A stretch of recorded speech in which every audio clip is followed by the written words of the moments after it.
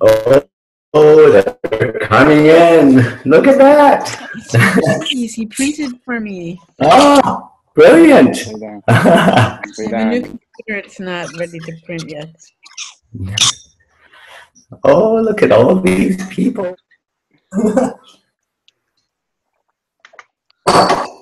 At 10 a.m. it is Seattle time. It is definitely tea. I cut you off. I do have a lot to say, so it is helpful to be not muted.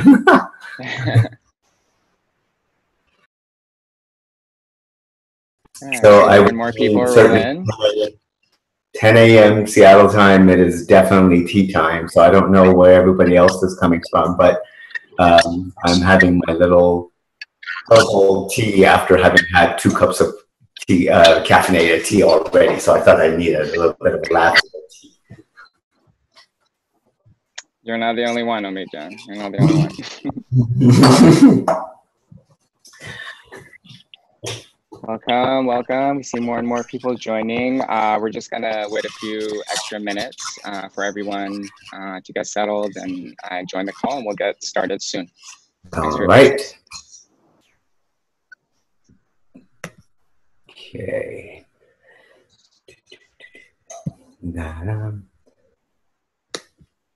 There we are. Get the technology part set up so that we're ready to go. All right. Vancouver, yay! I wonder if you're having the same cloudy weather as we're having down in Seattle. But I'm gonna go over some housekeeping items in a few minutes, and there is a way for you to communicate with us via the chat box. All right, Tucson. Awesome. I really am loving folks telling me where they're coming from. This is great. I love Tucson, by the way. I lived this summer in Tucson while I went to NAU in Flagstaff. Idaho. Idaho. Yay.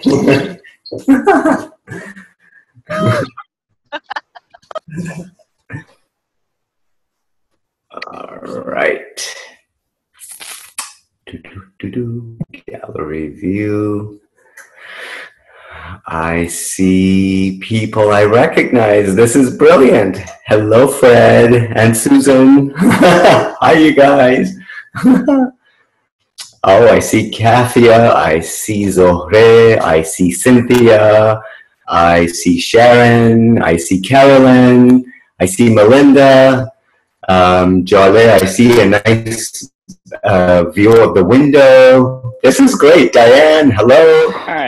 All right, everyone. So it's about 10:02, and I know there are more folks still rolling in, and but we want to respect your time this morning, so we're gonna go ahead and get started. So I want to welcome everybody to the Persian Flavors Benefit. We're really grateful that you're able to join us today. My name is Daniel, and I'm a board member of the Seattle-Isfahan Sister City Advocacy, or SISCA, as we call it. It's a bit of a mouthful. And I will be your co-host today, along with Omid Roustaei, or as some of you know him, the Caspian Chef. Omid is also a board member of SISCA and has led our culinary projects, such as our annual Chefs Without Borders dinner, and now our very first virtual cooking class.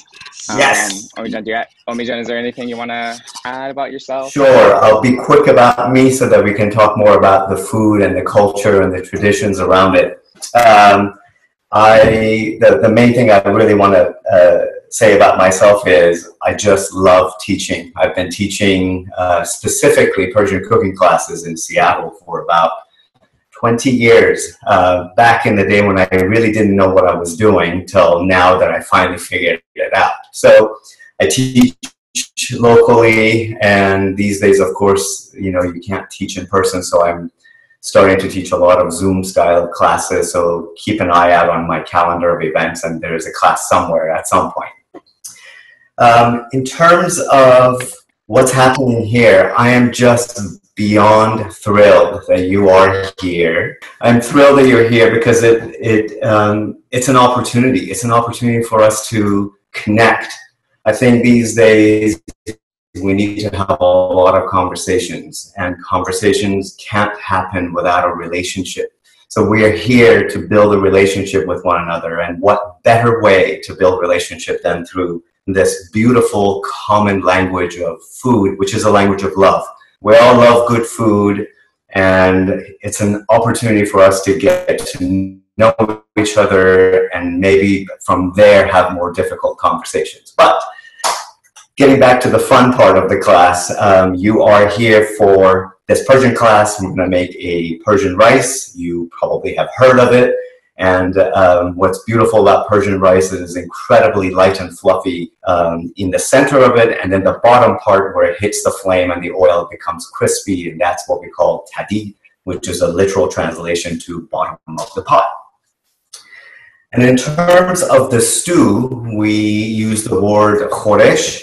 Sometimes it has a T at the end. Sometimes I drop the T. So either Khoresht or Khoresh, which is a Farsi word for stew. And so today's Khoresh is Khoresh Gheymeh. Gheymeh is also a Farsi word that literally translates to little pieces of meat, or if you're from the UK or Europe, you would say mincemeat. So this is a dish that has, you can either use beef or you can use lamb. And if you're not, prefer not to eat red meat, though it's not quite traditional, you can also use chicken. And in your recipe packet, I also included a vegan version of it, which essentially eliminates the meat and increases the yellow split pea. So what is this dish? All the ingredients are here. It is as simple as what I can just put into this tiny little, well, not tiny, it's this little cutting board here. So I have my spices, salt, pepper, turmeric, which is just quintessentially the classic Persian seasoning. I make my own advieh, which is this a word we use in Farsi for spice mix. Now, every region has their own version of it. I tend to make my own, and what I have here, and I've also included that on your recipe, is cumin, coriander, cardamom, cinnamon, and rose petals. Now, it is absolutely not necessary to use this advieh in this dish. I like spices, so I tend to go, I tend not to make a dish without it, but you can absolutely just make this dish with salt, pepper, and turmeric if you didn't have access to the other spices, or maybe you didn't care for the spice as much. The other piece of this dish that is absolutely unique, and we need to make a reference and talk about it, are these gorgeous dried limes. So in Farsi, we call these limu ammani. These are dried limes that are dried out in the sun, and they slowly dry out. And when you cut into this, there is just nothing else quite like it. The scent that comes out of these, and when you cook it in the stew, not only it adds a tremendous amount of aroma, but also, of course, because they're lime, they also have a lot of sour.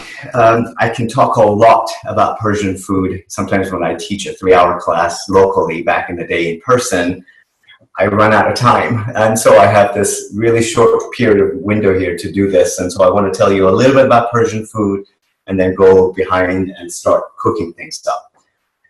What is Persian food? How do you describe Persian food to people that have never had Persian food, perhaps? Persian food is really, at its center and its core, is healthy food. What we use is a lot of herbs. We do use spices. There's perhaps a misconception that Persian food is spicy, as in there's a lot of heat flavoring, hot flavoring rather. But the reality is that Persian food is rather mild. One way that these days that I describe what Persian food is, I equate it to a Persian carpet. They have many things in common, such as, Persian carpet has color, it has texture, it has design, it has complexity, but above all, it takes a tremendous amount of patience and love. And I think that is exactly how I would describe Persian food. All elements apply, except that, Persian food has a taste, but the carpet doesn't. Right, so let's get started, because I have... Hey, Omid. Yes. So I have a couple of things to go over before we get started. So I have a couple of housekeeping items, and then I'm seeing a question already in the chat box. So I wanted to quickly tell you all a little bit about who we are here at SISCA. We're all citizen volunteers. There's a mix of us, Iranian Americans, allies, those who have lived in Iran in the past, wish to travel there, or just wish to learn. We're from the greater Seattle area, and we seek to reverse decades of hostility between the US and Iran by developing people-to-people relationships between our two countries. And honestly, what better way to bring people together than over some delicious food? So some housekeeping items. So this cooking class is a benefit, which means that all of the proceeds will support food insecure families in the US and Iran, which for us very much falls in line with the type of work that we would like to do as a sister city organization now and in the future. So, and I will share more about the organizations that we are supporting throughout the session today. The SISCA board has set a fundraising challenge for our attendees.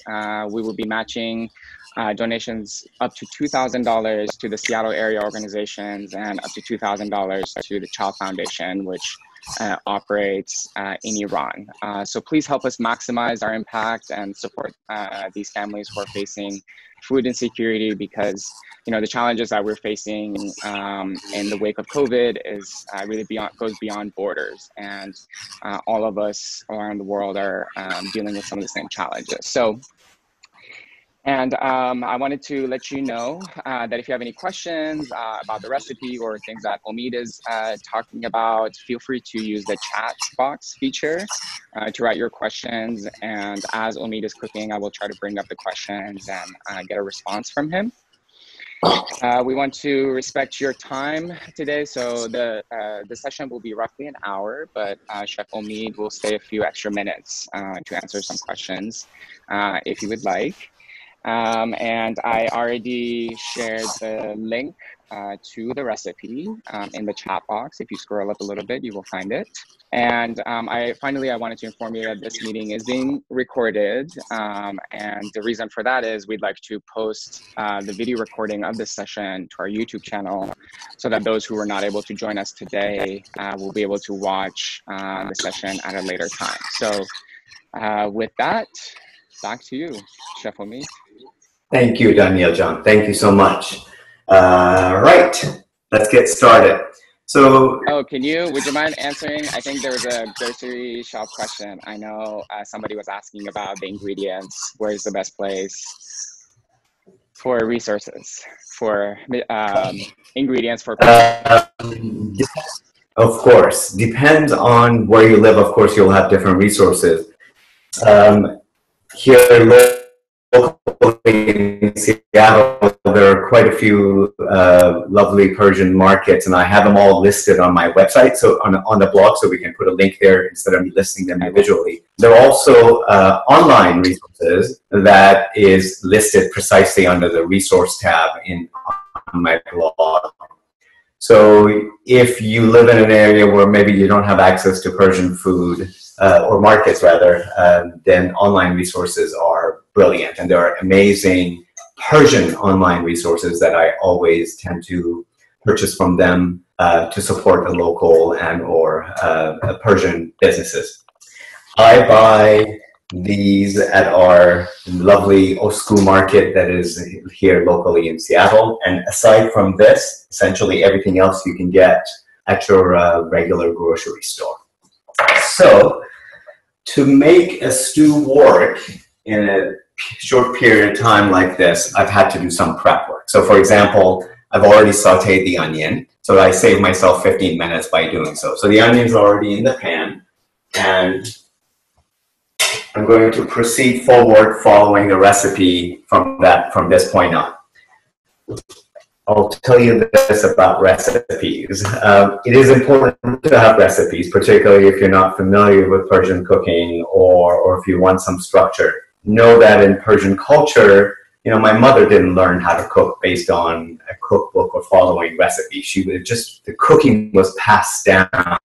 And there is a a Farsi word for it. We call daspukht. Like there's that, which means your hand in cooking, which is just an exposure to food by daily observation and daily cooking. So I will try to follow my own recipe. I always put a disclaimer that I actually cook better when I don't follow my own recipes, but I am going to try to stick as close to the recipe because I know some of you are following this and wanting to be precise with it. So add the onion sauteed, then you do the very unique Persian thing, and that is you add the turmeric right into the onion before you add anything else. So the onions become quite golden in color and aromatic, so whatever meat you add at that point, that will also pick up the color of turmeric. So I'm going to add this to the onions, and this stage you probably will do for about a couple of minutes, just so that the little bit of heat that was in there will bring out the flavor, and it will turn the onions beautifully golden. And I will try to show you as much as I can without spilling food over sideways. So there is an onion that is already turned beautifully golden. Stay here for a couple of minutes before you add the next item, which is the beef. You don't need to get the most expensive cut of beef for this. As a matter of fact, the more affordable cut of beef is even greater because this Persian stews do take time to cook. So it will soften up and it will melt in your mouth precisely as it needs to. So this is, in the US, we call it stew meat, which is probably a chuck roast that is cut up. There's nice marbling and some amount of fat in there. I removed the excess fat, but I kept some in there. So I'm going to add that into the onions. There it is. Toss that around. Now that I added the beef and the beef is cold, I'm going to increase the temperature a little bit.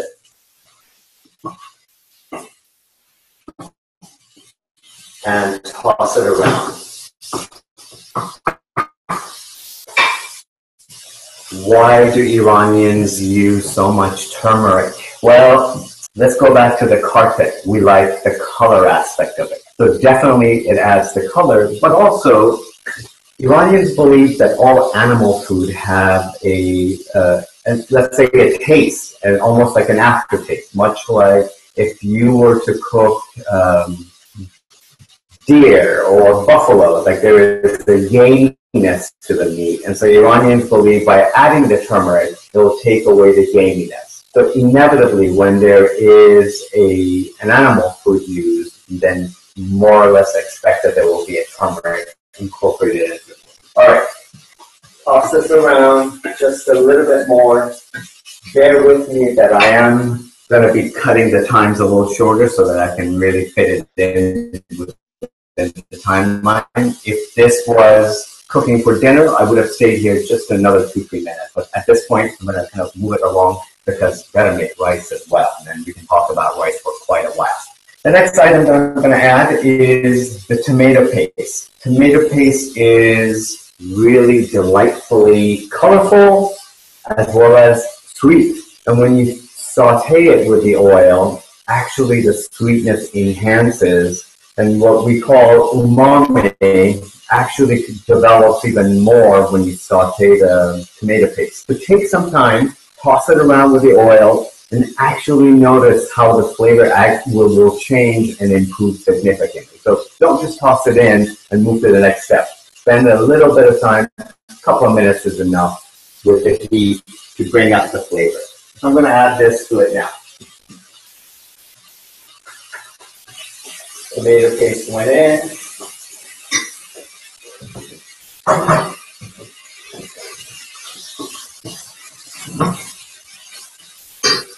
There's just nothing nicer than the sound of food sizzling. So I don't know how well you can hear this. To really enhance it, I'll bring it closer. I wish you could smell things, but I know you can't. So at a minimum, I want to give you more. Yeah, maybe for our next virtual cooking class, we'll have a smelling feature as well. Wouldn't that be something? Not the same without it. It's just something about, like, the scent of turmeric is already in the kitchen, and now just a hint of sweetness is coming out of the tomato paste. All right, stay here for a minute or so. I have some water already boiled, so I'm going to measure out about 1.5 cups, and I'm going to add that to the stew. The idea is that you add hot water so that the meat doesn't toughen up, so that it starts cooking right away. So here is about 1.5 cups of water.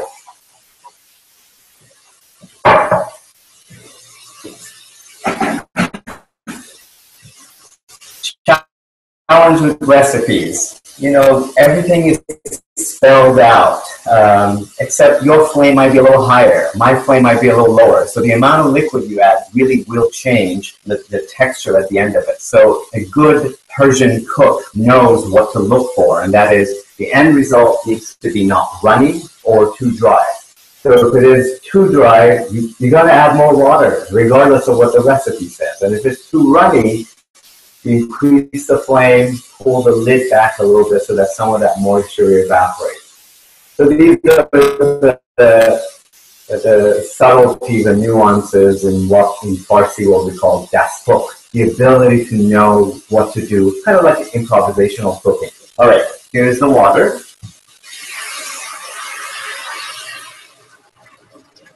Sizzle, more sizzle. Stir that in.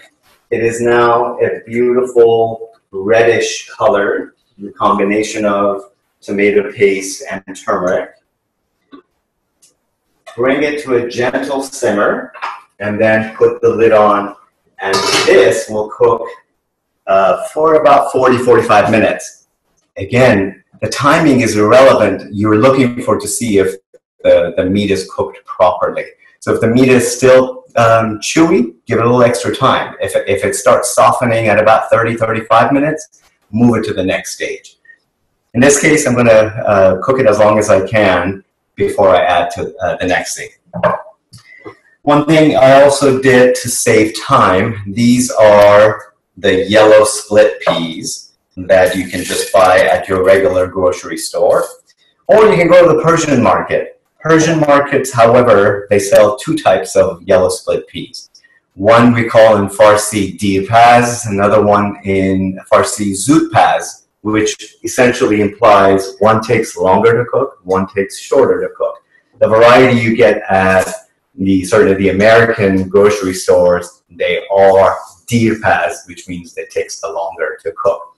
So what I have done is that I've taken the yellow split pea and added about 3 times as much split pea. So if I'm using 1/2 cup, then I added 1.5 cups of water, and I put it in a saucepan and cooked it for about 15 minutes. This should not be fully cooked at this stage. As a matter of fact, if you were to taste it, it should have a little bit of a bite to it, and that's perfectly what we want it to look like, because it will finish cooking in the pot at the end of it. So I just wanted to show you this because I know I didn't demonstrate how to cook yellow split pea. It's as easy as add water to it, put flame, cook it for about 15 minutes. All right. Now, one might ask, why didn't I add salt? Why didn't I add pepper? Why didn't I add any of my advieh? Well, that's, again, the delicacy of Persian food in that pepper will darken the dish. So you add it later. Things like cinnamon, which are just incredible and amazing. Cardamom, it's beautiful in flavor, but it will darken the dish. So what I learned about Persian food is sometimes we put things out of order because we want to preserve the presentation, the color, the look of a dish. So this is where every culinary training I've had is in full clash with Persian cuisine, because I would have in other style of cooking, I would have put the spices with the oil to bring out their flavor, but not in Persian cuisine because it will change the color. So once the beef has cooked for a while, then I will add the salt, pepper, and the spices.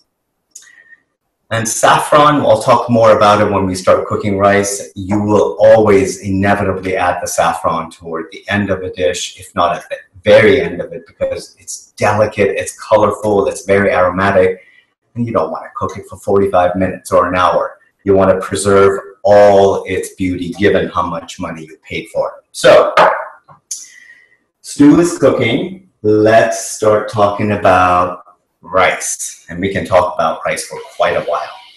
But before I do, maybe I'll pause here. I'll pause to see if there's anything that is coming up, anything I skimmed over too fast, or any questions that are coming up. Yeah, I haven't. I'm waiting on questions. So if folks have questions, please send them in the chat box. I'm going to use this time to share a little bit about the two organizations in the Seattle area that we are supporting with this benefit. So the first, and as I share information about them, I will copy and paste a link to their website where you can donate and support them. So the first one is Backpack Brigade. Backpack Brigade is in Seattle, provides meals on weekends to Seattle school children who would otherwise face hunger. Bags of nutrition, easy to eat food are distributed through area schools. Since COVID-19 hit, the number of children served by Backpack Brigade has increased dramatically from 925 students per week to 1,600 per week. A donation of $25 provides a month of backpacks containing weekend meals for one child. And we also are supporting HopeLink, which many of you will be familiar with as well. HopeLink operates food banks serving in the communities of Bellevue, Redmond, Kirkland, North Shore, Snow Valley, and Shoreline, Washington. As a result of the COVID-19 crisis, HopeLink's ability to provide food has been seriously disrupted. The organization is now providing pre-packed boxes of food that contain 21 meals. A donation of $30 covers the cost of one box. So as you know, we did set the registration fee for this class to be free because we really want to support these organizations who are doing vital, essential work for our a lot of our essential workers. So our suggested donation is $25, and that's based on input we received from the organizations themselves about roughly the amount that will help them provide dozens of meals to children and families here in the U.S. and Iran. So, but if you're willing and if you're able, please consider making a bigger contribution so we can maximize our impact. Okay, so first, Katia would like tips on how to use limu amani or dried lemons. Yes. Are there any special tricks? Safety. These are rather hard lines, right? So cutting into it can actually be rather dangerous. So I tend to use a sharp knife with a very pokey edge end to it so that you can pierce it. So above all, safety, because they're not stable and you could harm yourself. There are many different ways limu amani is used in Persian cuisine. So what I like to do with certain dishes, and again, this is just the subtleties and nuances of Persian cuisine. So for this dish, I only poke them. But if I was making khoresh sabzi, another dish that is made of fresh herbs, that is cooked with beef or lamb and beans, I would cut them in half so that the flavor gets to be abundantly present. So when you poke it, a little flavor comes out. When you cut it in half, a lot more flavor comes out. You may also be able to buy these at Persian markets or retailers, online retailers, as powder. So they essentially get this and they blend it up and you get it as a powder. And I love that, particularly when I'm using it, layering it inside the rice. I'm a little weary of it using it in stew because it changes the color of the stew. So again, this is where the design and the color takes such, we prioritize it sometimes over other forms. So these are the ways that I think about. And if you're serving it to your non-Iranian friends, warn them. They look like pieces of beef or lamb, and if they eagerly take a big bite of this, it's polite to let them know so that they don't get puckered up with sour faces because it's lime. So be aware of that. So. Okay, do you want me to read a couple more questions? Do you want to get caught up? How about we do one more? We do one more for now. Yeah, so Diane asks, what would you say are the store cupboard staples required for most Persian recipes? I love Persian food. In parentheses, gotta love a Tahdig. Agree with you there, Diane, and keen to explore more. So where would you say, or what kind of staples do you have around you? Yes. I will spare you showing you my pantry. Well, I'll show you. It's a little messy, but I'll show you. And I don't know if you get a full image of it. Can you see it here? Kind of. Racks, so many racks. Our wall is rack of spices. So I love spices, as I disclosed earlier. But in terms of what some of the staples, turmeric, like, you know, you got to have turmeric on hand. And turmeric is easily accessible, so it's not that big of a deal. The other two, you know, it seems a little ironic for me to promote the more money, but I think this changes flavor so brilliantly and so incredibly. So I would encourage you to get this. And when you feel like you have some, I don't know, tens and hundreds of dollars to spare, I say saffron. And I'll talk more about my saffron, why it's in a jar of liquid. But saffron is used quite a bit in Persian cuisine, and it adds, again, color and aroma, which are the quintessential components of it. So I will definitely add that. I love rose water a lot, to a point where I can find reasons and excuses to put it in just about anything. You know, about a few months ago, I marinated kebabs with grated onion and a little bit of rose water, and when you grill it, the aroma that comes out of it, it just not only it tastes good, but the scent is brilliant. So I would say rose water, or I buy rose petals. There is an online company, and I have that listed on my resources, that sells organic rose petals. These are Persian rose petals that I put in my spice-dedicated grinder, and I will take these buds and powderize them, and that's what's here as part of my adviet. So those are the ones that I say really got to have it to really get started with the color and the aroma and the kind of the uniqueness of the flavors around them. All right. Okay. So let me get started. Yeah. Perfect. Thank you. Let me get started with the rice, and then we'll have more time to chat some more. Let's talk about rice. Persians love rice, no surprise. And we love our rice in big quantities. You know, I used to introduce myself as an icebreaker. I would tell people the amount of rice I can eat in one setting will probably freak you out.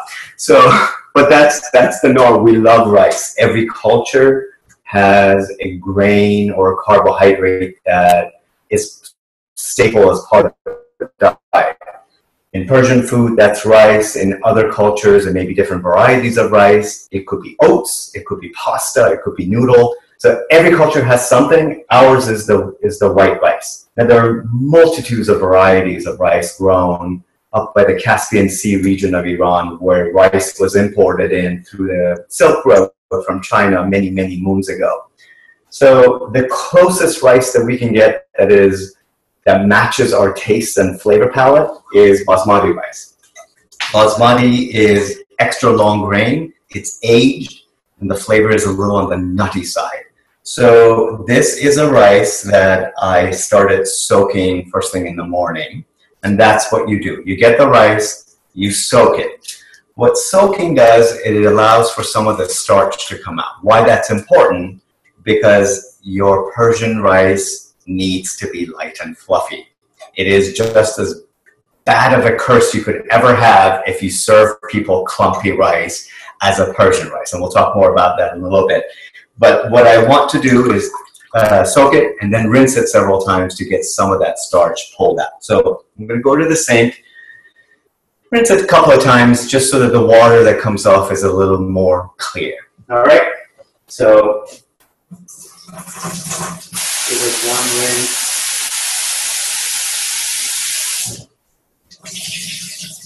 Give it another rinse.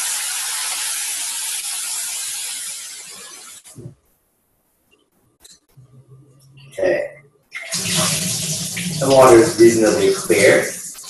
And yes. Chef Omid, I have a rice-related question.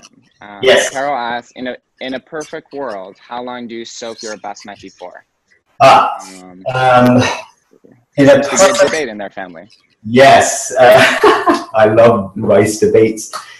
So I'll go by what I remember as a kid observing my mom do, because mom knows best.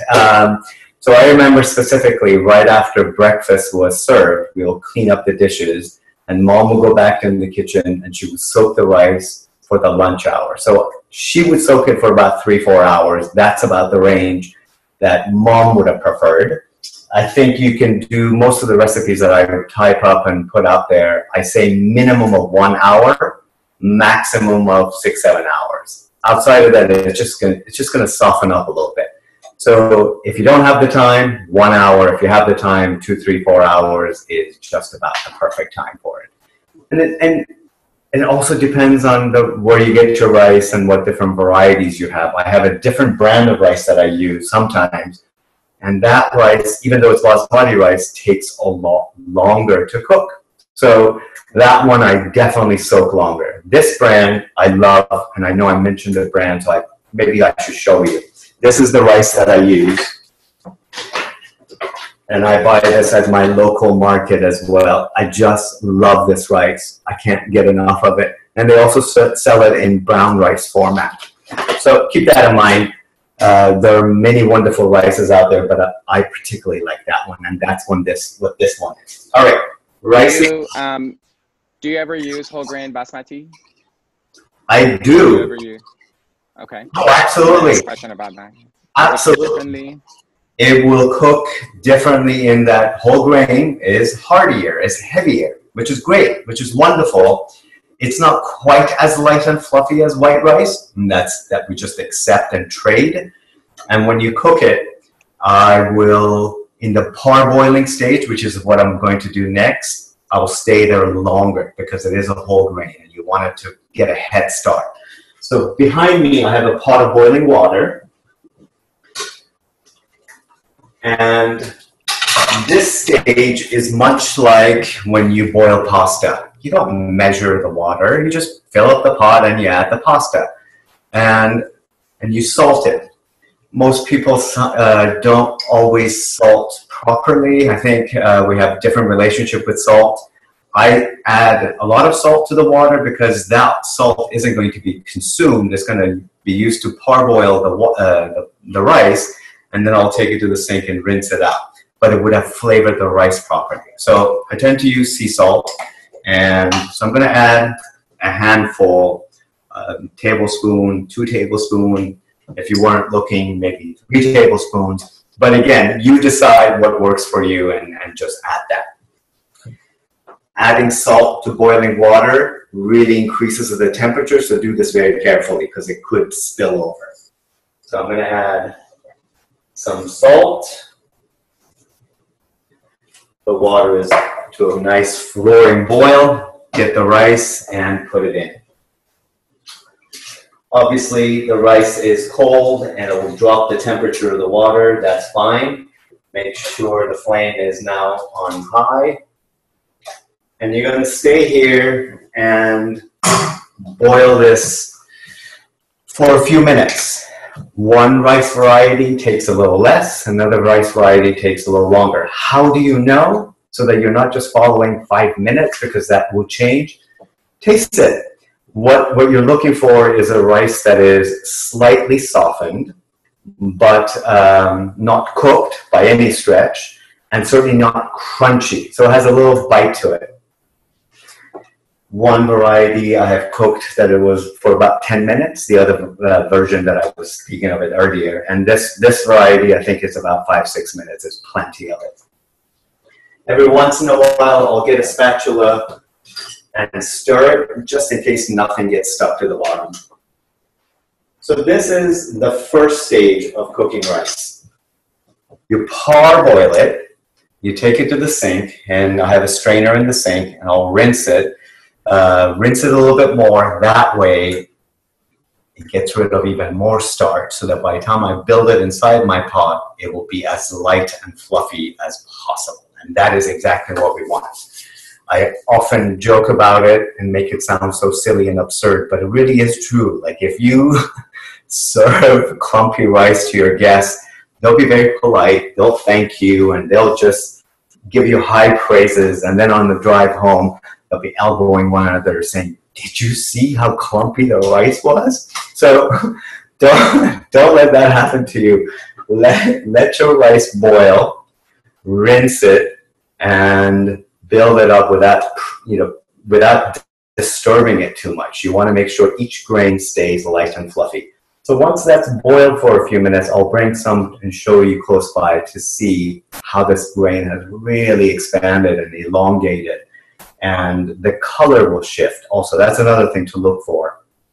When rice is raw, uncooked, it is a solid whitish color.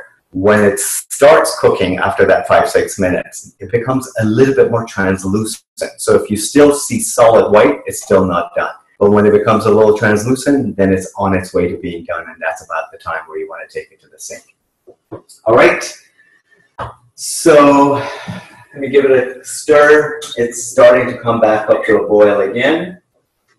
Hey, Chef Omid, do you, yes. What are your thoughts on Persian rice cookers? Oh, yes. I only recently purchased my first rice cooker about last year, I think it was. I was invited to go to do a podcast interview at a radio station, and they didn't have a stove to cook on. So I purchased a rice cooker to go on the radio station to cook rice, which I know. It was quite a story. Yeah. People would come out of their cubicles like, what is that scent? It was this rice. It is so incredibly aromatic. But back to the point. I do have one. I rarely use it because it's easy for me to do it like this. But if you want it to be even easier, absolutely. Oil, salt, water, rice, plug it in, put the lid on, and done. There is a difference between Persian rice cooker and other cultures' rice cookers. Persian rice cooker is designed to create the crispy bit on the bottom.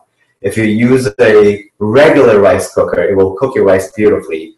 It may not be as light and fluffy, and it will definitely not give you crispy tahdig. So for that reason, if you're online or if you go to your Persian market, of course they're going to sell you a Persian rice cooker. But they're great. You can get the smaller version, or if you want big family style and mehmooni style, party style, then you obviously get the bigger one. But the class all the classes that I teach, I do the stovetop method because it's more accessible. But if you have one, or if you've been intrigued by it, it's a, I don't know, $30, $40, $50 investment. I think you will enjoy it nonetheless. So that's the rice cooker. This is now, you probably can see the steam. Yes, it's roaring, boiling. And the rice has already started to elongate. And that is, well, I can show you what it looks like at this stage. And then I will keep it for another couple of minutes, and then you will see how much more elongated they become. Do you see that? So it is just, I don't want to say doubled in size, but it's definitely much bigger than it was before it went to the boiling water. Omid, so 2 questions. One, did you say you buy the dunar rice at a specific store? Is it accessible anywhere? That's a great question. I buy it at our local market, Osku Market here in Bellevue, in Seattle. Is this a brand they could find at the grocery chains, potentially Trader Joe's?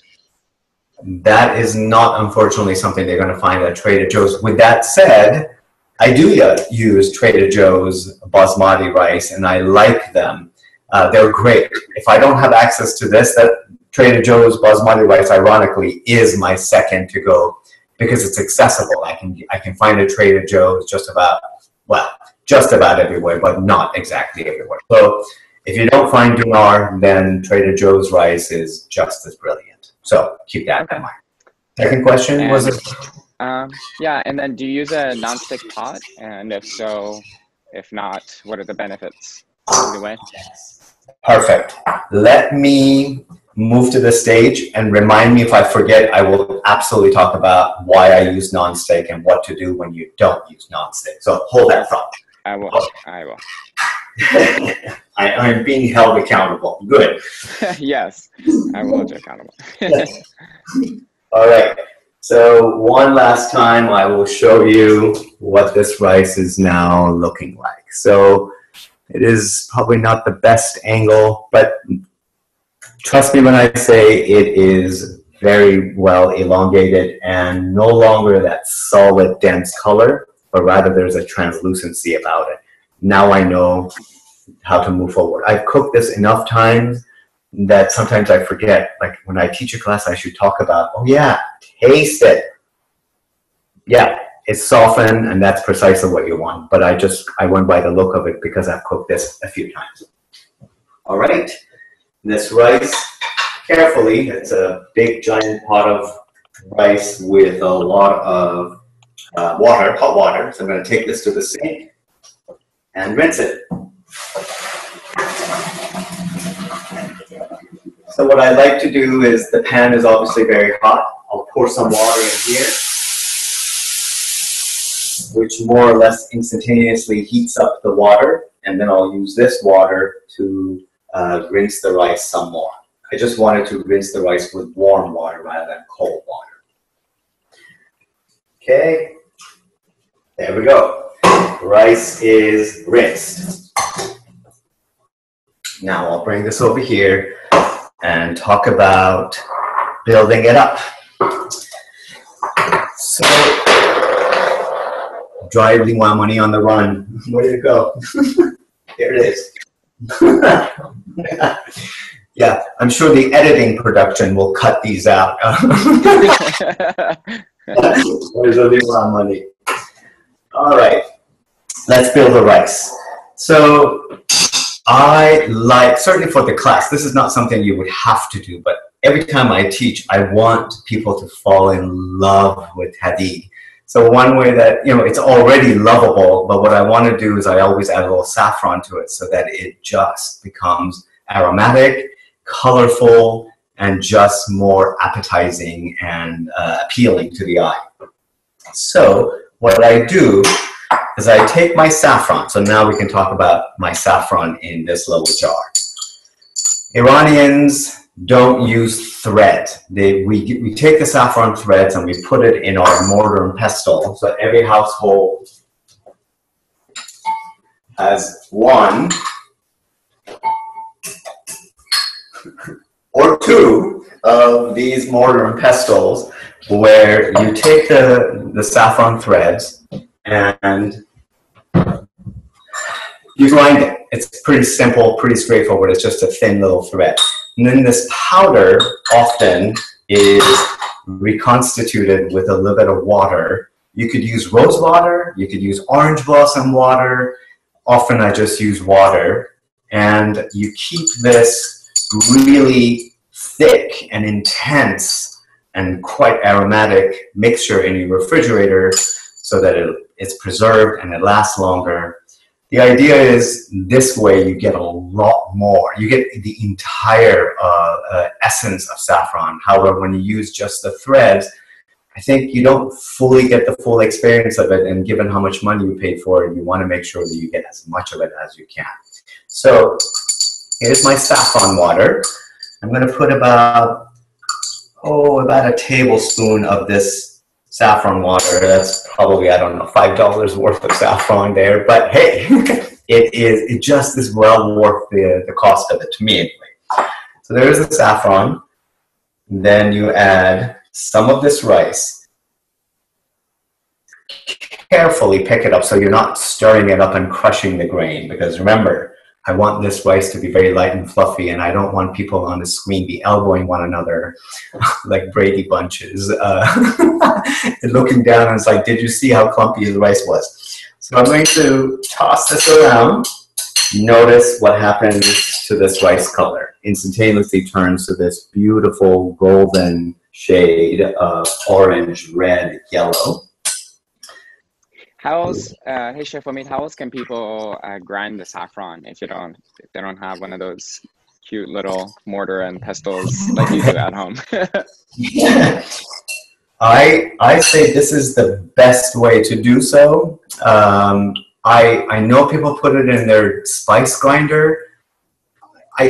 I cringe because I just think you might lose so much in that. So if you don't want to invest in one of these, and by the way, I bought this at a hardware store in Boulder, Colorado, which looks a lot like the mortar and pestle that my mom brought from Iran, and that's probably why I bought that one. But these are 10, 15, 20 bucks. If you don't have one, I'd say cutting board and a spoon. It's not quite crushing it, but at least it's, this is just kind of improvising and just getting it to at least break down a little bit more. So that's how I would think about it. All right, there is my rice. Notice I reached out and grabbed more in here. I'm thinking 5 steps ahead. I'm thinking of the size of the pot that I'm going to use and the amount of rice that I need to cover the bottom of the pot. Now, if you're using a smaller pot, obviously you use less rice to blend with saffron to make for the tahdig.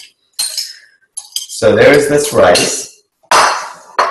And let me get my pot. The pot that I'm going to use is the pot that I carry around with me in Seattle to teach classes. And it is a non-stick pot. The reason I use a non-stick pot is because I want to be able to flip the rice over. It's just a show moment, right? It just really highlights the beauty of rice and Persian tahdig. So that's the only reason I use non-stick. If you're not using non-stick, you can easily just use your stainless steel pot. You won't be able to flip it over. That's the only issue with it. So what happens if you use a regular pot? After it's cooked, you go in and you pick the rice out, put it on the platter. With a spatula, you try to go underneath it and remove pieces of tahdig, which is just as tasty and glorious, except you won't be able to flip it over and make a I don't know, an Instagram moment out of it. So this is why I use the non-stick pot. Now, what you need is oil. You could do many things. You can use ghee, which is clarified butter, or you can use butter itself, or you can use olive oil or vegetable oil, whatever really oil that speaks to you, you can use. Today I'm going to use ghee. And so this is actually a homemade ghee that I made. And again, if you could only smell this and just wait till it hits the fire and it starts melting, and the aroma comes out even more. So I'm just going to put it on the heat and get it to melt a little bit before I build the rice up. In the meantime, I'm going to go back to the stew. I need to proceed forward. Now that everything has been cooking for a while, I'll add my advieh, I'll add my salt, pepper, a touch of sugar, as well as my liwamani, and just let that go until the flavors start coming together. So let me take all of these over there and slowly add them to my pan. And can I ask a question as you do that? Please. Yeah, I'm going to backtrack to a question that Kathy had sent us earlier. But we moved on to rice, so I don't want to interrupt the polo making. That's so, but it's a question about caramelizing onions. Katya said we have a debate about this in our family. Most recipes, Persian or other, gloss over the time required to really caramelize onions. How long do you find it? Do you find it actually takes to caramelize a pan of onions? And what level of flame do you use? These are great questions and very specific. So there are a multitude of different ways that I caramelize onion. On a pan, like a frying pan, sliced thinly, a good amount of oil, and a long period of time. So I wouldn't be able to tell you like what flame you put in, but I would say medium low. The goal is to go for the long haul. one of my favorite things to do, certainly in winter time, is get, I don't know, 10 onions, 15 onions, cut up, put them on cookie sheets in a tray, put it in the oven, and put it at, I don't know, 250 degrees for 4 hours. Like that just becomes a tray of heaven. So, and given that how much of Persian food starts with onion, it's brilliant to have all of this done ahead of time. So I sometimes have a jar of caramelized onion, and when I start the dish, I just go to the jar, get the onion, put it in, and then add the turmeric and move on to the next stage. So that's how I would think of caramelizing onion. There is a difference between what Iranians call piyaz dagh, which is fried onions, versus caramelized onion. Piyaz dagh, as it implies, it just requires a lot of oil, and you're frying the onion. Fried onion typically is used as a garnish on top of dishes, whereas caramelized onion could be used inside the stews as it cooks. So that's also another way that I would differentiate between the two. All right, ghee has melted. I'm going to add my saffron to the bottom of the pan, saffron rice rather. And so what I'm going to do is gently spread this out so that the entire bottom of the pot is covered with this glorious saffron rice. And you can see that. Perfect. Now, I build the rest, gently add the rest of this rice into the pot without crushing the rice too much. Okay. Get all of that good rice out of the strainer. I'm going to spread it out lightly. Okay. Now, what I like to do is add just a little bit of fat on top so that when it cooks, it just melts through and it flavors the rice, and it all ends up at the destination, Tahdig. So all of this oil will just go all the way to the bottom and add more good flavor and extra crispiness to the Tahdig. So whatever oil you used on the bottom is the same oil that I'll use on top. Okay? The rice was parboiled, and at this point is partially cooked, and it needs just a touch of water. That's all it needs to cook at this point. So on the recipe, I put about 1/4 cup of water that I have measured out in my little 1/4 cup measure. And I'm just going to sprinkle that on top and around it. And the final step is you put the lid on. But Persian style of cooking rice, you use a towel to capture the steam that is coming off inside the pot. So get a clean towel. What you're going to do is wrap the lid inside of this towel, pull it back, and then put it on so that it has a beautiful snug fit. Pull the edges away, particularly if you have a gas flame. You don't want to catch the towel on fire. So this is how Persian rice is going to get cooked. Medium low heat for about 45 minutes. So I'm going to put this on, turn it on, and if you need to set a timer, and it'll be ready to go at that point. Once it's done, I'm going to lift the lid and put the plate on and then flip it over. So obviously that's not going to be ready, but good thing that we already have made a batch that I'm going to show you in just a little bit. So let's pretend the stew has been cooking for a while longer. The only thing that is left is for me to add my partially cooked yellow split pea and a touch of saffron at the very end of it. So I'm going to do that and then quickly demonstrate roasting potatoes, which is just as easy as tossing potatoes with oil and salt, pepper, or in this case, turmeric. Let me put this in. Perfect. Now we can talk about roasting potatoes. which is a little bit of a, I don't want to say contradiction, but it's different. You know, typically in Persian food, certainly for Khoresh Gheymeh, the potatoes weren't roasted, they were fried. So you get a, as we call in Farsi, a mahi tabe, a frying pan, and fill it up with good, healthy amount of oil. Okay, good, healthy amount of oil, and you fry the potatoes. And that's great, and that's brilliant. If that's what you want to do, that's wonderful. I like it roasted. It's simple. It just uses a little less oil. That way I can be more generous with the oil for the rice or the oil for the stew itself and not necessarily have the potatoes take a lot of oil with them. So I've cut up some potatoes earlier, and they are stored in water so that they don't go brown. So you're going to cut them kind of more or less like French fry style, a little on the delicate side. These are not chunky potatoes. So I'm going to rinse this real quick. And I have a towel nearby. You can't roast them if they're still wet. So I'm going to put the towel down, get the potatoes out,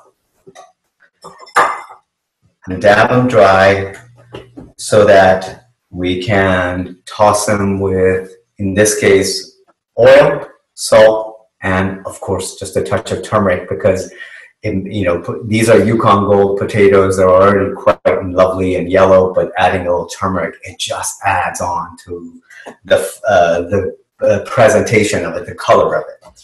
So here, any excuse for more turmeric, huh? Any excuse. You know, I've been talking about this quite a bit lately. Like, I'm reading various Persian novels. And there's just such sentimentality when it talks about food, and it talks about grandmothers' stained fingers by the color of turmeric. And as I see turmeric stains all over the kitchen, and as I was preparing for this class, I'm like, oh my God, I have yellow hands. And I was just like, do I wash it, or do I just cherish the fact that I am like a grandmother with stained yellow fingers? So I'm going to cherish it, certainly when I'm going to add turmeric to this. So I have a tray. This just happens to be a cast iron tray, which I love, or whatever tray you might have. So the potatoes are dabbed dry. 2 of them fell on the ground. I will skip them. And here, I'm going to use olive oil, salt, turmeric. There is a little bit of oil, and I like doing it this way. It just uses less oil. And if your oven is equipped with convection, the fan in the back, run it on convection, because it just crisps it up much more efficiently, and you don't even have to flip it. It gets brown on top while it gets brown on the bottom. So here we go. And this turmeric is potent. My mom brought this from me on a couple of trips ago that she had made. I think turmeric just smells like turmeric until you smell this jar, and the staining that it does is at a whole different level. So add a touch of turmeric. Notice I just go with the feel and the touch of it. I know there's a recipe handout here somewhere that I should technically follow, but I'm just going to look at how much food I have, and I'm going to add what I think it needs. And then lastly, some salt that I will sprinkle on top. And here comes the good part. Just get your hands in there. If you want to use a spatula and a bowl, you can absolutely do that. Since I bragged about my yellow stained hands, I'm just going to keep building into this. So toss this around so every piece has been adequately covered with oil and the seasoning that you've added. I didn't add any pepper to this, but hey, if you want more pepper, by all means add to it. I wanted to keep the potatoes not speckled. Again, this is a very Persian way of thinking about it. I wanted the potatoes to be yellow. That's it, not sprinkled with pepper. But if you like the flavor of it, by all means, add that. Okay, rinse this hand.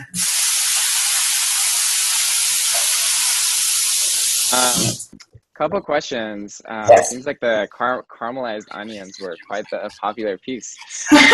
So, the first question was when you put the onions on cookie sheet, do you add butter or oil? Absolutely. Absolutely. Yes. Oil of your choice. Olive oil, Okay. safflower oil, butter, ghee, they all work marvelously. So change them up. 1 week, make it with one oil, and then see how you may like one or the other. But absolutely. So what you need is oil, touch of salt. That's what you need to create your caramelized onion. And how long do you keep, you mentioned that you kind of make a big batch and you store them. Do you have like a kind of expiration date that you try to use them by? Yes. As my rule of thumb for cooking food, homemade food, and storing in the refrigerator, I used to work as a private chef. So how long I had to tell people how long to keep their food in the fridge. As a rule of thumb, fish takes a lot, 2-3 days. It doesn't last much longer than that, even if that. But in terms of most foods, such as caramelized onion, 1 week in an airtight container in a proper refrigerator. So 1 week is enough where it still has its quality about it, and it's long enough that hopefully after maybe 2, 3, 4, 5 nights of cooking, you'll finish it up. So 1 week is my rule of thumb for that. So I know growing up from my own experience of watching my own mom, she did sometimes freeze packages. She would make her piaz dal or caramelized onion, and she would kind of have a couple packages as backup in the freezer. Is that something you do? Absolutely. It works just as well. Freezer is sometimes challenging in that it implies sometimes out of mind, out of sight. Things go in there that don't come out in timely manner. And particularly when they're just covered with icicles and frost, right? That's way too long. So date things. A month, 2 is about the extent of what technically things should last in the freezer. But I bet if I went into my freezer right now, I'm not even following what I'm saying. So, but keep in mind, if you get a big giant bag of onion and you want to do a lot of prep work and get it cooked once, by all means, put some in the refrigerator for the week and some in the freezer for upcoming days and weeks ahead.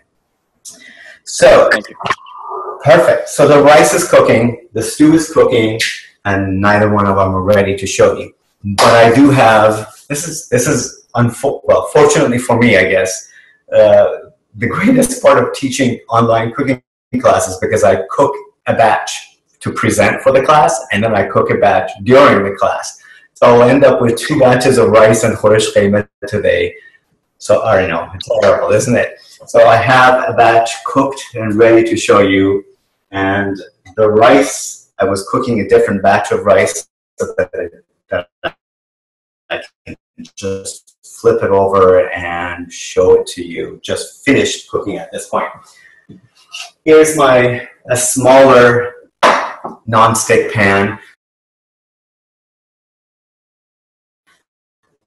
I sometimes use a paper towel. A smaller paper towel will suffice. So I'm going to take this lid off. You can see the steam come out. We're going to let it sit just a minute before I actually flip it. What I will show you first is the stew. So I have in the oven that is kept lukewarm. It's warm enough. There we go. And this is a batch that I cooked last night. Oh boy, we need more light. Let's see if this will get us like, oh, there we go. You see that? Except it doesn't have the fries yet. So let me put the potatoes on it, and you will see what it will look like. This is another batch of the potatoes that I roasted this morning with a touch of turmeric and salt and oil, much like what I did in front of you earlier.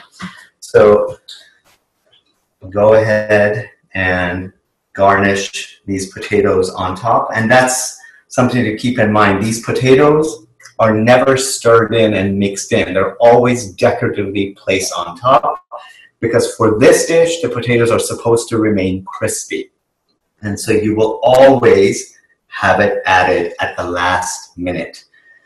And I know I can't possibly have been the only Iranian child whose mother had shooed him away from the kitchen because while she was making these potatoes, these fried potatoes, you would reach your hand in and grab one or two or a dozen of it. I know I'm not You're not the only one. You're not the only one.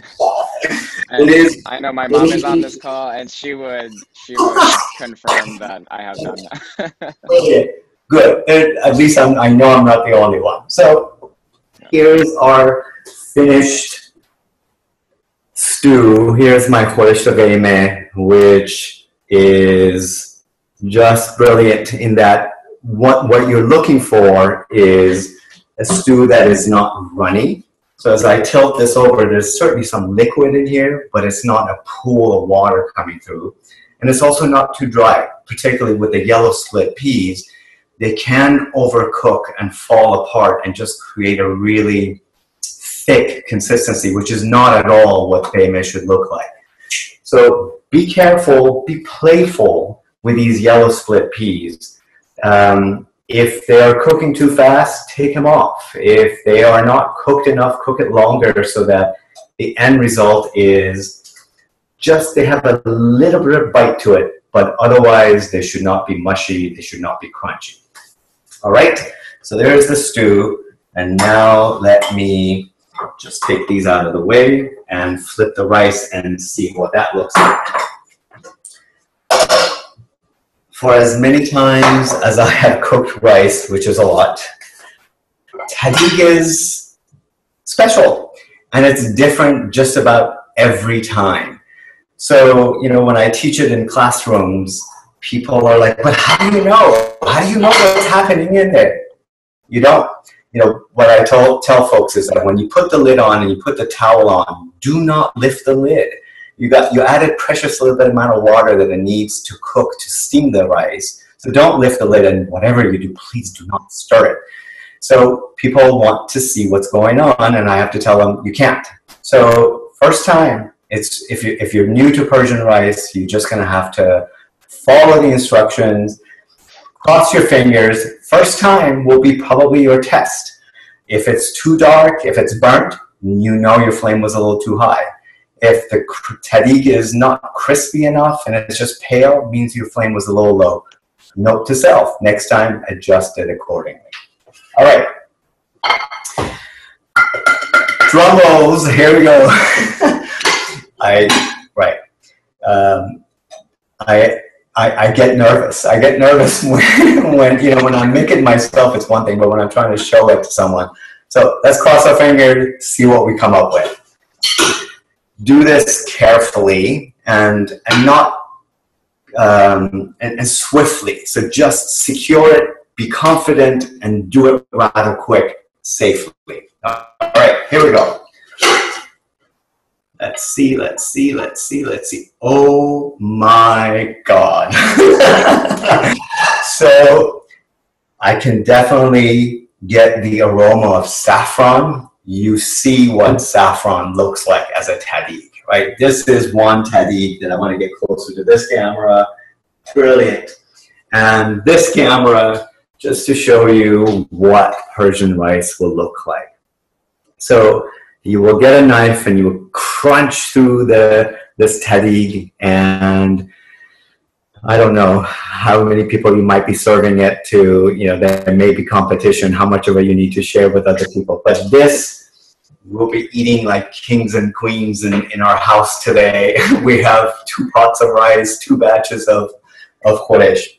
So actually, I think half of this class is about to show up to your house. I have not shared your address with them, so they're about to come help you. I have a big yard. We can sit 6 feet apart and share rice. By the time you arrive, maybe I should soak more rice and get more started.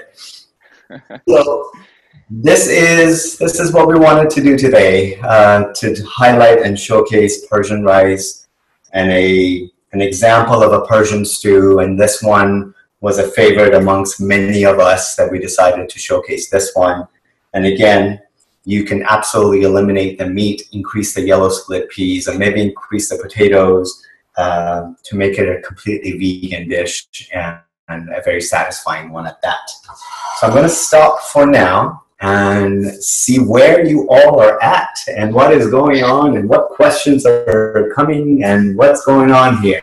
So everyone is just kind of, I think, virtually drooling over the rice that you made. The tahdig it's got everyone's attention. I do have a couple of questions about the protein in the khoresh. So one, I was curious if you could speak about using ground beef instead of chopped, and alternatively, for those who are vegetarian who can't have meat, what would be, can you speak to the alternative? Absolutely. So I made this dish not entirely 100% traditional, because I deviated and used roasted potatoes instead of fried potatoes. But for the most part, this is as traditional as it gets. Now, if you want to deviate and change the tradition, which is I'm all for it, I think Persian food needs to be evolving and shifting and changing. So you can absolutely switch out of the mincemeat and use ground meat. So in Farsi, there's actually a couple of words for it.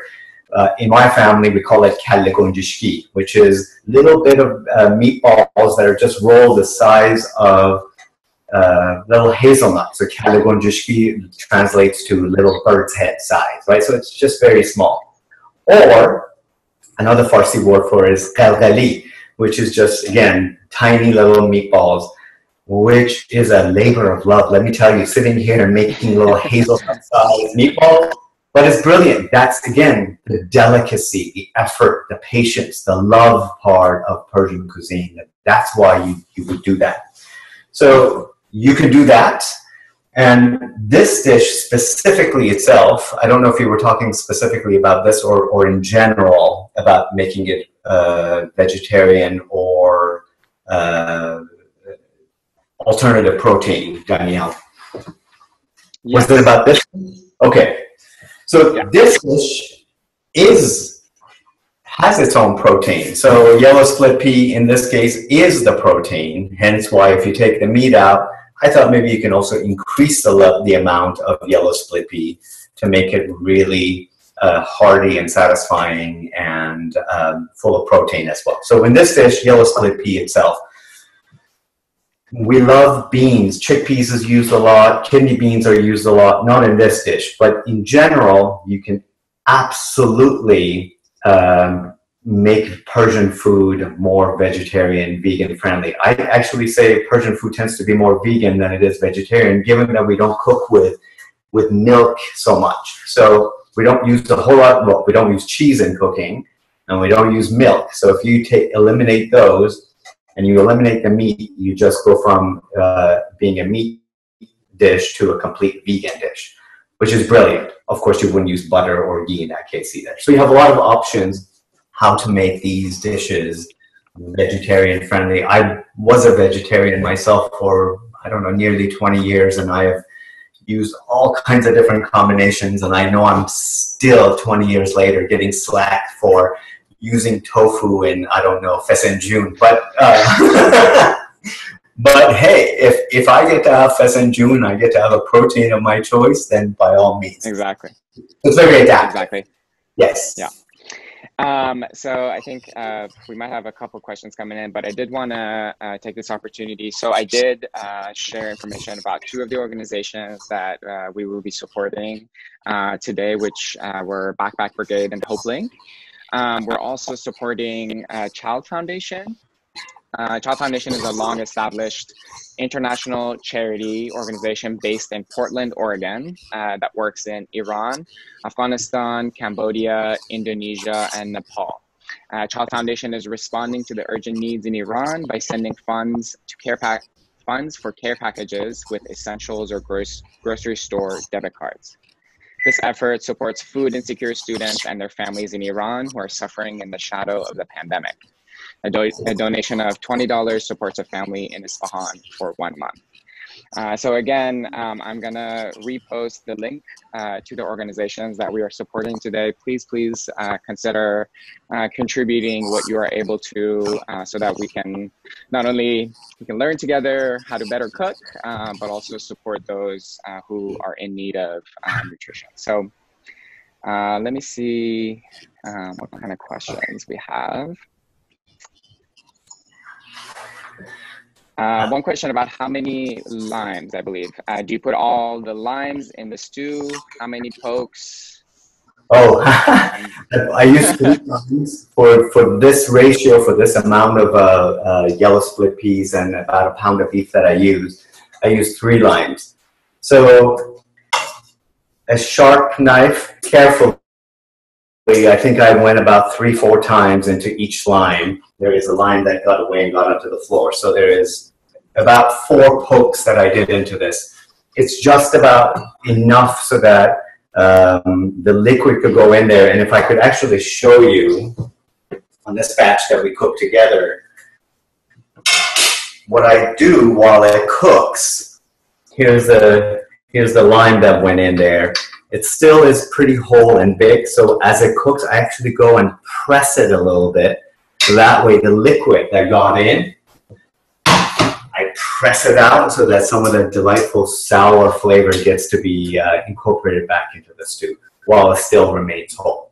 Now, you may not eat that on your own. Many Iranians love it. I was talking to my mom about it, and she says she just prefers it sometimes to the meat itself, which I'm just like blown away that she would eat a big bite of it. But it's sour, it's very flavorful, and it's also soaked up all of the stew flavor. So if you don't eat it, at least it has flavored the stew. But if you are like my mom, she would eat the whole thing up. So keep that in mind as well.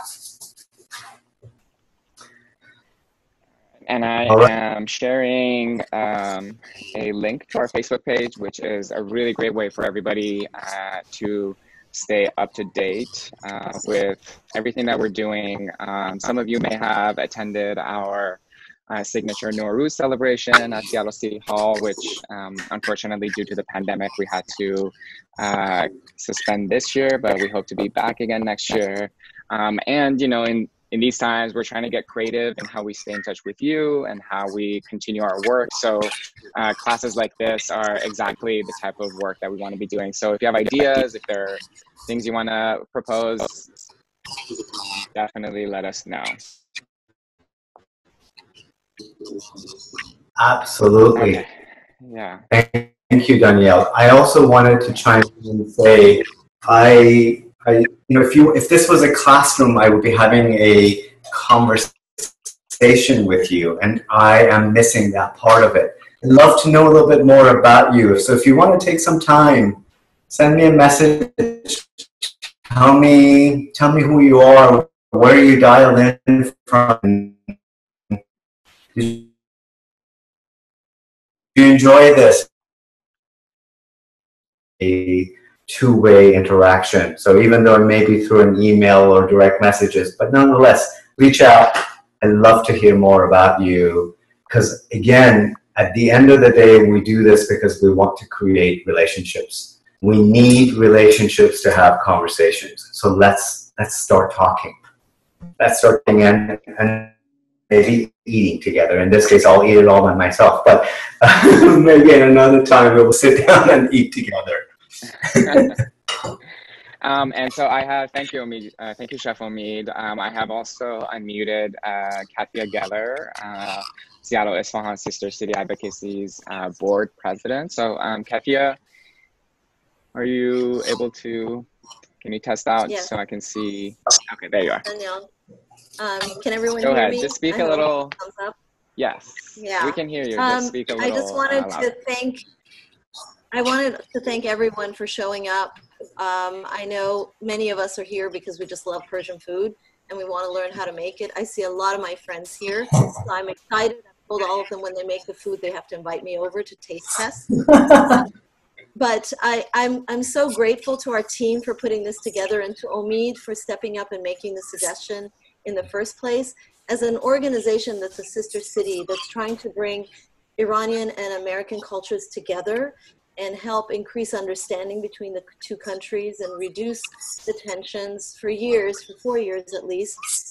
This was right up our alley. We use cultural, culinary, artistic, any other means than political to get the message across and bring people together. So I hope that all of you will go forth and make this wonderful food, buy a Persian cookbook, and we're pushing Omid to one. So he's working on it. When that comes, we'll let everyone know. But there are wonderful websites. You can Google search for recipes. Now that you have a handle on the main piece, which is the rice, you can make anything. Invite friends over, expose them to the culture. One way into a culture is through the food. And you will show people that we are much more alike than different. So use the cuisine. Spread the word. Please tell others they can donate to these organizations. We'll keep the links up for a while right on our Facebook page. And do stay in touch with us through Facebook. We have events every year. Some of them are going to be on Zoom from now on, but we will keep you posted on things we're doing to bring bring our cultures together. So thanks for being here, and thank you, Omid, for a wonderful time. And I know where you live, so I'm going to be showing up to help you do that. Come on over. Yeah, you don't have to twist it out. And thank you to Fred, who is on the line here, Fred Nolan and Susan. Fred is the founder of SISCA, and he's out of state, but he is joining us, so we're really proud to have him here too. Thanks for being there, Fred. And lots of our board members are online as well. Roy, Nancy, Dan, Daniel, Zahra, who else is here? Well, Omid, we're all board members. And we're all looking forward to celebrating the end of COVID with a big meal with Omid. Yes, I like it. Yeah, and thank you all again so much for joining us. I'm gonna finally share our both the Instagram handle for the SISCA page as well as Chef Omid's page, who posts some of the most beautiful, delicious looking food on his Instagram. Just makes you drool. So I'm gonna share the user handles in the chat box so you can follow us. Chef Omid, do you have anything to add? Would you like to close this up for us? Absolutely. I really just want to thank you all. There was something about this that brought you in here, and that is the part that I want to put so much focus on. Thank you for investing in this time, for whatever you contributed to all these great causes. We really appreciate it. At the end of the day, I just do what I love to do. I love cooking and I love teaching, and lately I use food as a vehicle to create connection. And so the fact that you were here, and as many of us gathered around our screens, I am most grateful. So thank you. Thank you, Danielle, for just doing an amazing job co-hosting this with me. I couldn't have imagined having done it with anybody else. So thank you to everyone. I'm going to hang out here for a little bit. If you have any last-minute questions, by all means. If not, it was a pleasure being with you. And I look forward to hearing perhaps more from you. Thank you. Messages coming in on the chat box, right? Everybody is very appreciative. Yes. Yeah, that's great. Thank you.